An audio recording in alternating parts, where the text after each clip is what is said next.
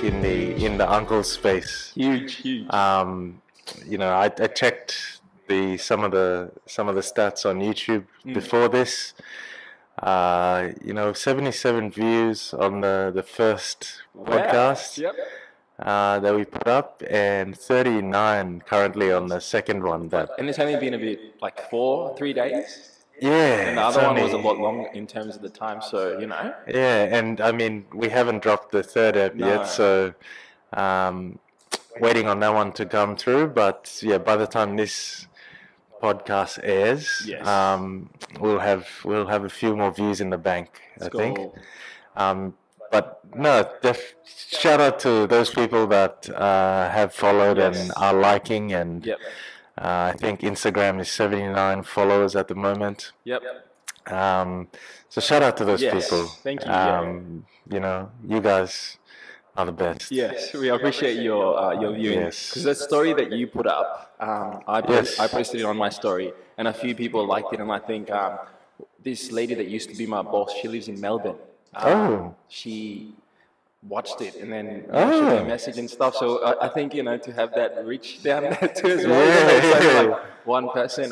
But yeah, she's super lovely. Like mentor. She's the head of social at some digital agency down there, and like super smart lady. But yeah, she said love the second episode that we put out. So at least we're getting some views down there. Yeah, awesome. There might be, sneaky connection there. If you ever wander down to Melbourne, for a job. But that's awesome. No, there's been a lot of people who are, following, liking, commenting. A few people reacting here and there in the DMs, which has been amazing. So, thank you guys. I mean, in that second episode, there I was too close to the mic, so we're obviously still learning, we're still building and trying to figure it out, but it's good to know that we've got a few people out there listening. 100%. Yeah. Well, let's get this one started. Kick it off with a discussion on when we first met.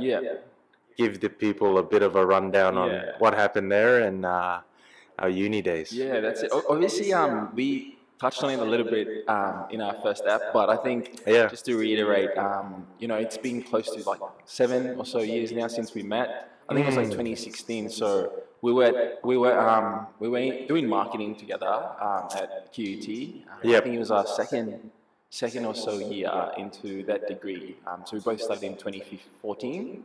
And in 2016, it was a Friday afternoon. We met an integrated marketing and communication tutor. Great class. Tutorial, sorry.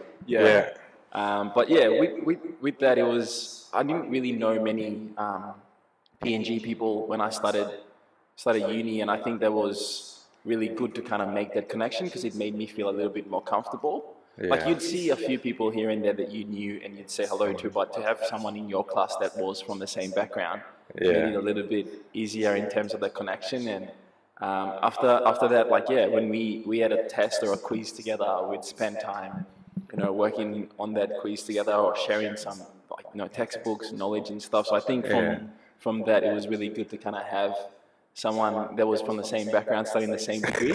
It was pretty much just me copying Jacqueline's work. He was the brain books. And I'd sneak up on him and ask him for the answers and then get the answers. And no, but it was funny. We were in IMC class.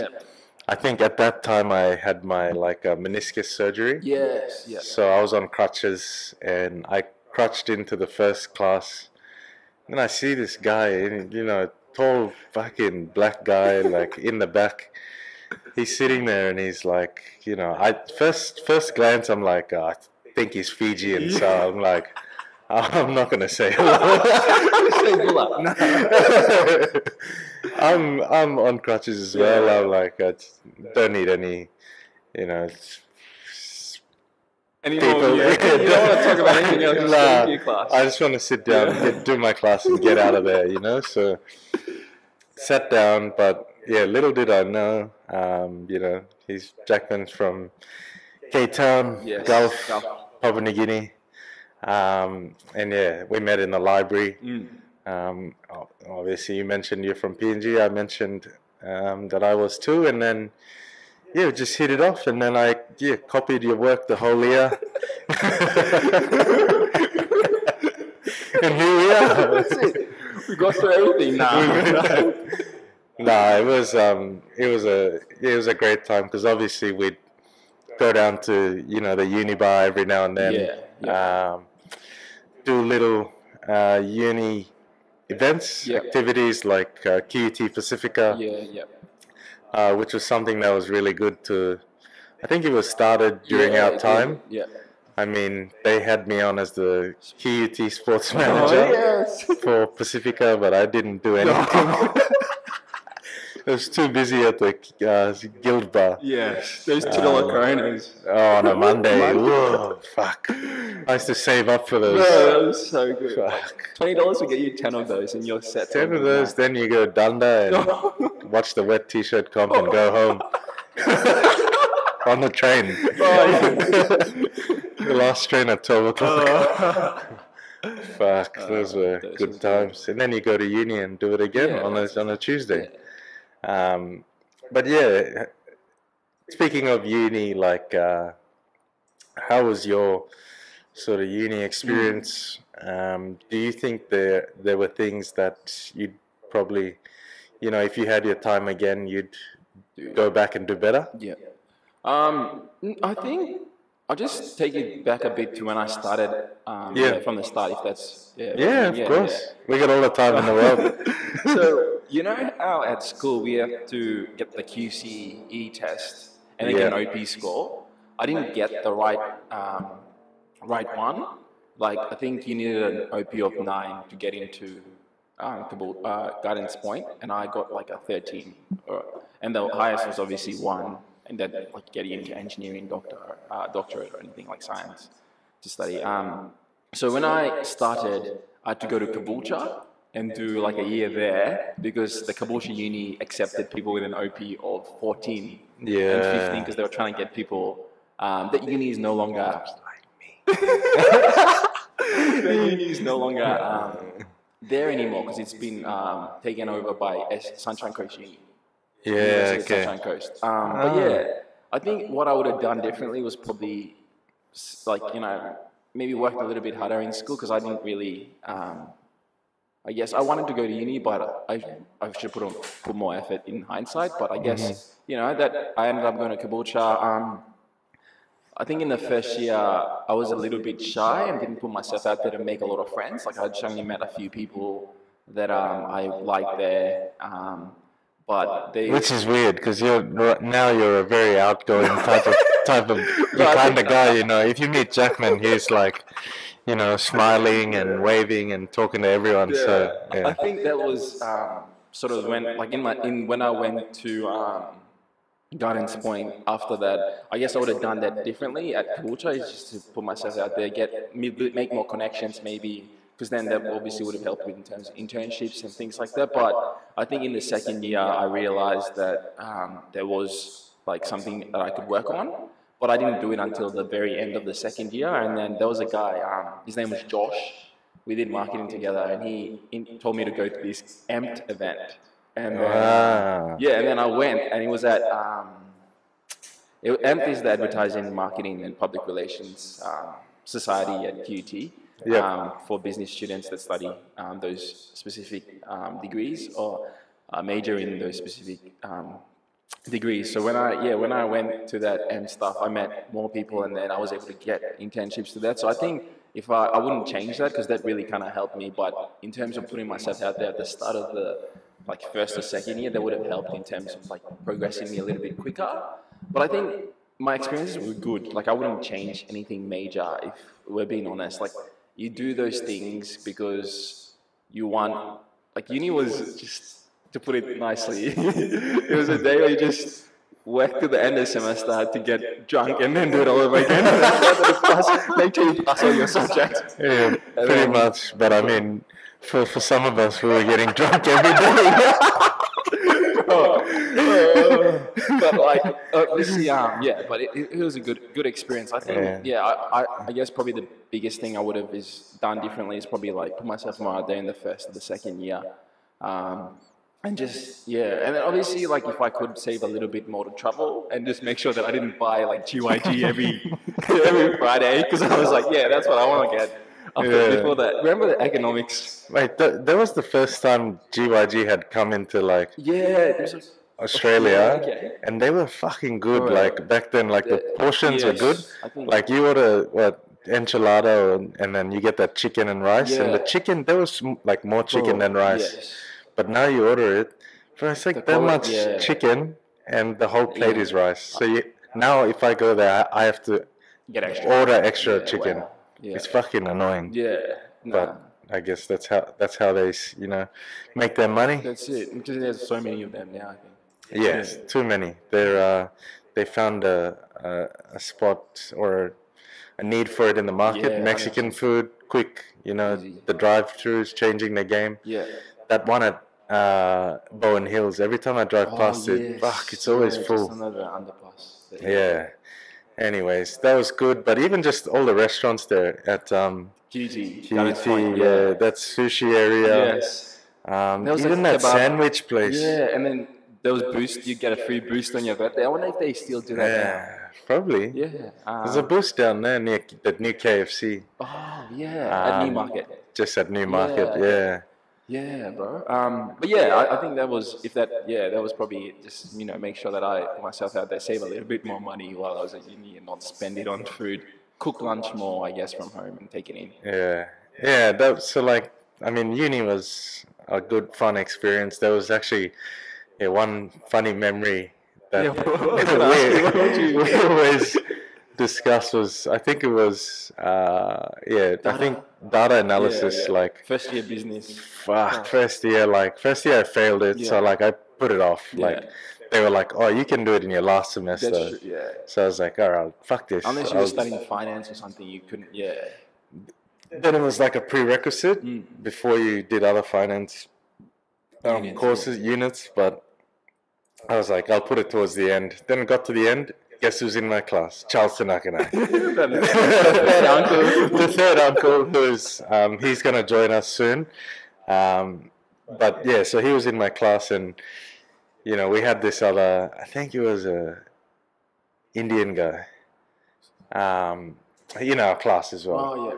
And so all three of us were working together to make this, do this data analysis report. We pretty much just copied each other. That's not what you do.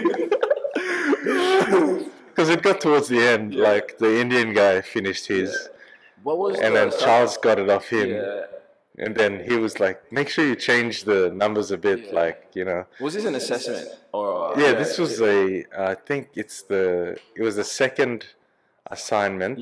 What was the work? Like I think it was an assignment to finish, and the middle was an assignment. I think it was like 30%. 30, It's a lot of your 30. A lot of work. So weighting was quite heavy.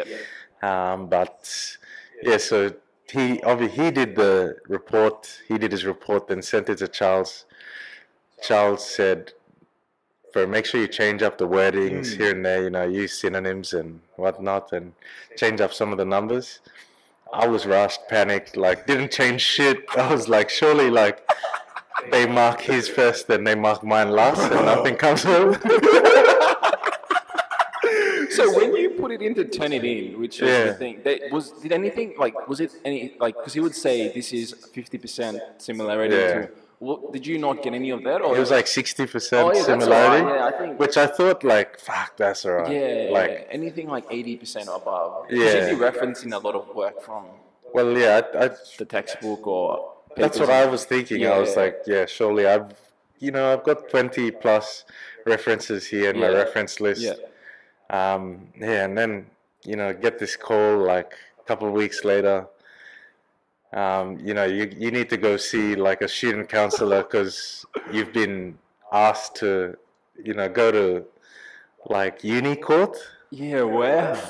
You've been summoned. Where was the court? Like, where was the uni court? It was like top of Z block. Nah, what's the one in the middle next to P block? Oh no, S. Yeah, one of those, S or something. Yeah. Anyways, it was up there in one of the meeting rooms. Yeah. So you go up. No, remember that big hall where we used to have lectures? Yeah, Z1, Z4, Z. So yeah, upstairs of Z. Yeah, because that's where the business faculty is. Yeah. So we went there, and there was like a panel of like, I don't know, it's like the head of data analysis and like, I don't know, fucking.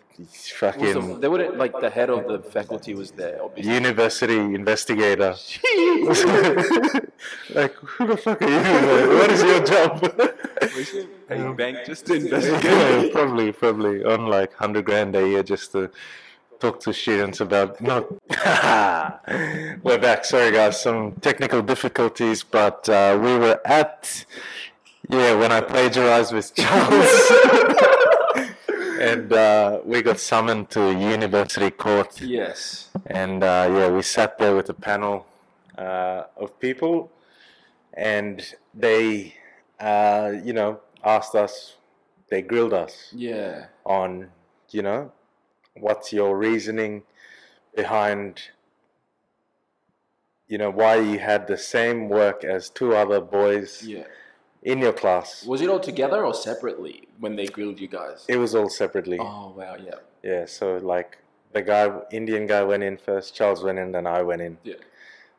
So, yeah, obviously I bumped into Charles in the lift. He was like, yeah, they're going to ask you these questions. Yeah. Just be honest, which is what I did. Yeah. So they were like, obviously we're not dumb. We've seen that your work sort of looks the same as these other two guys. Like, do you have anything to say about it? Yeah. I just said, I just haven't been focusing, doing other things, and uni's a lot at the moment. Yeah. And I'm fucking depressed. Nah, just kidding. I didn't say that.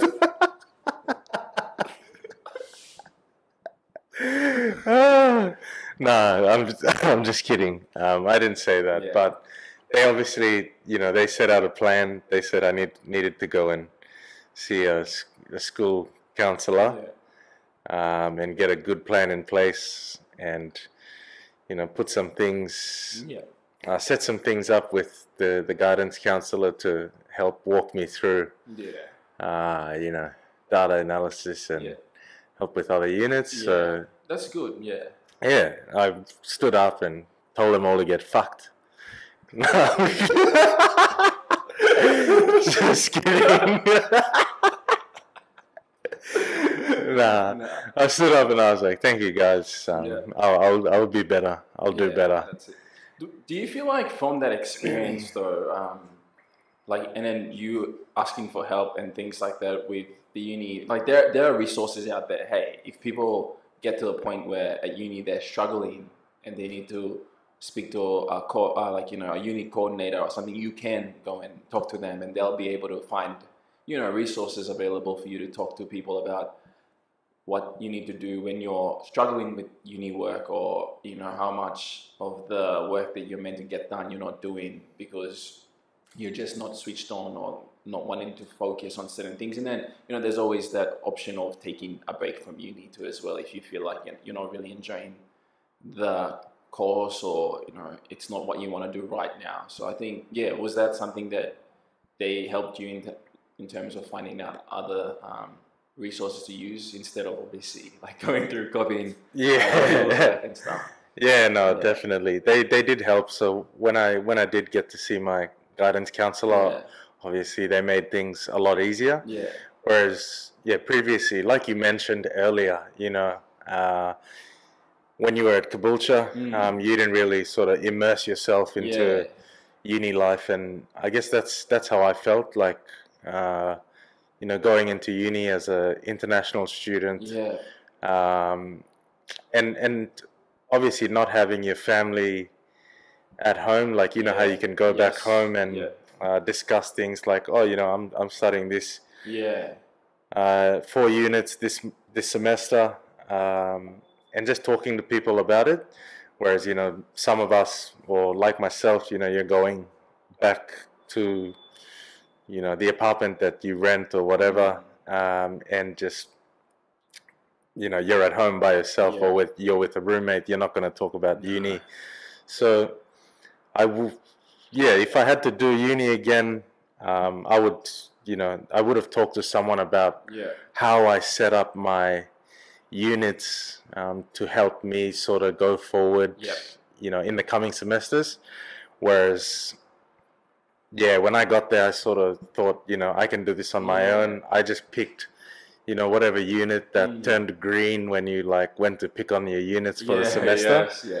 And those ones that went red, obviously you couldn't do them because you needed to do a prerequisite. A prerequisite. So, I mean, little things like that I didn't even understand, and I didn't even bother asking anyone about, because I thought, I don't want to seem like I don't know what I'm doing.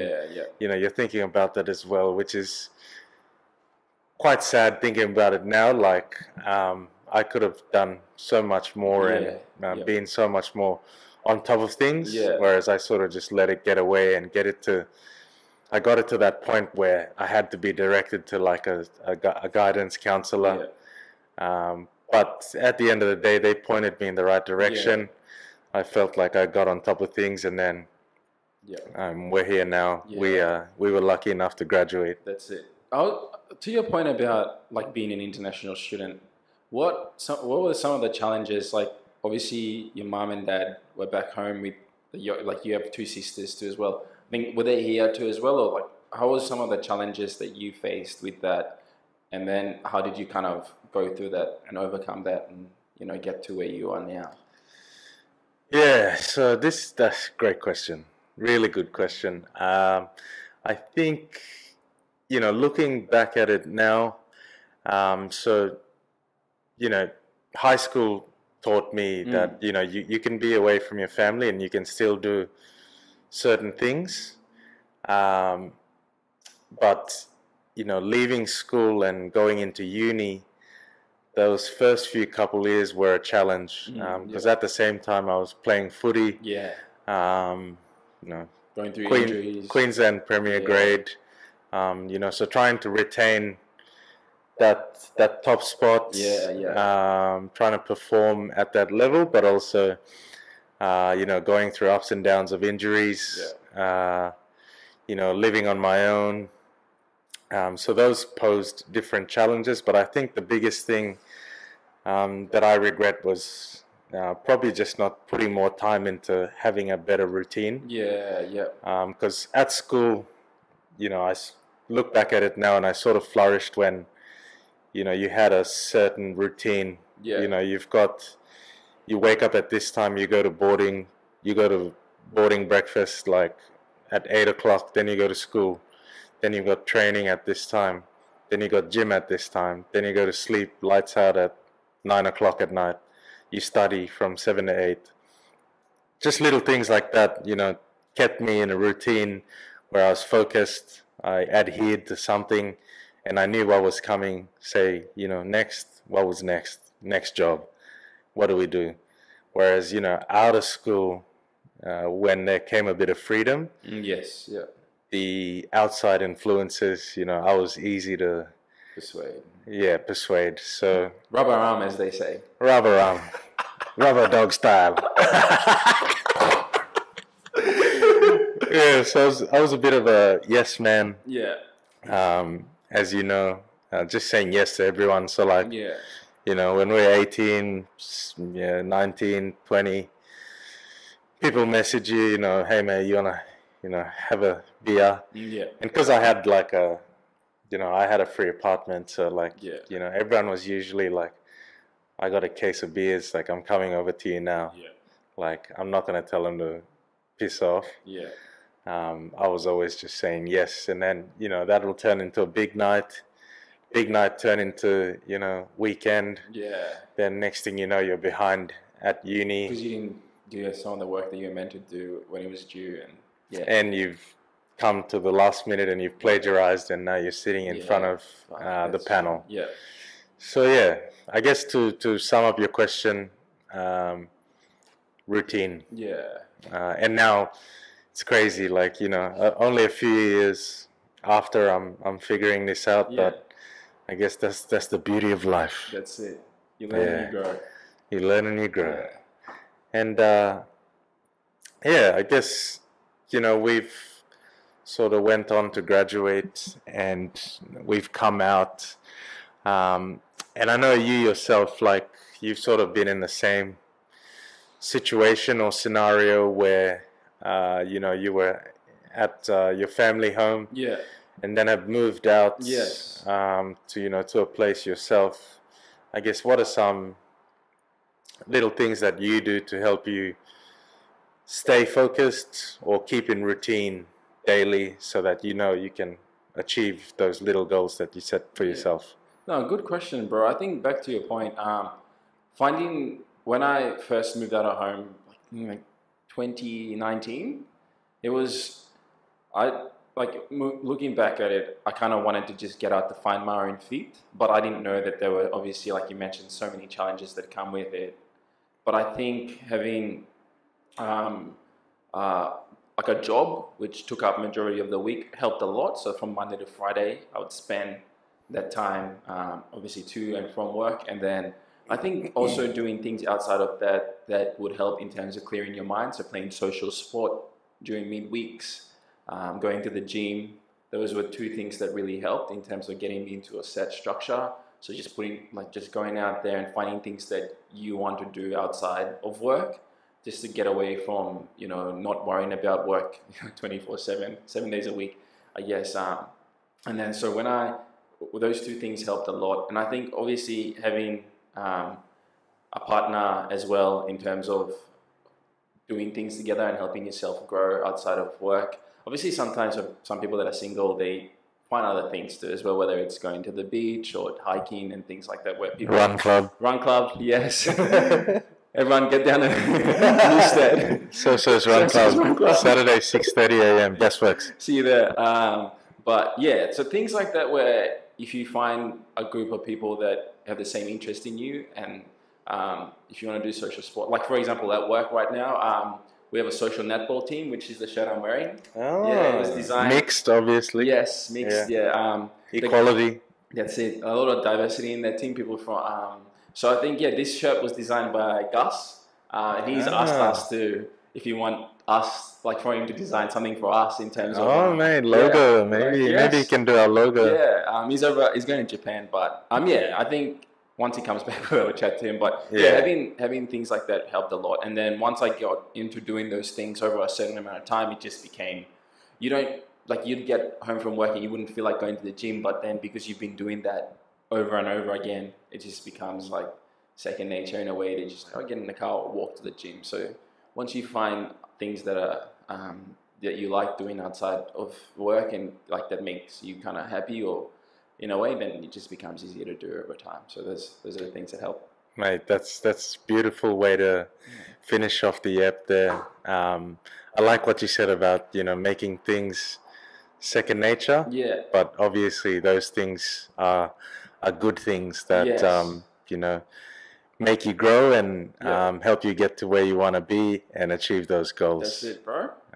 So yeah, thanks. Thanks, Jackman. All right. Thanks, bro, for another ep, and I'll catch you on the flip side. Let's go.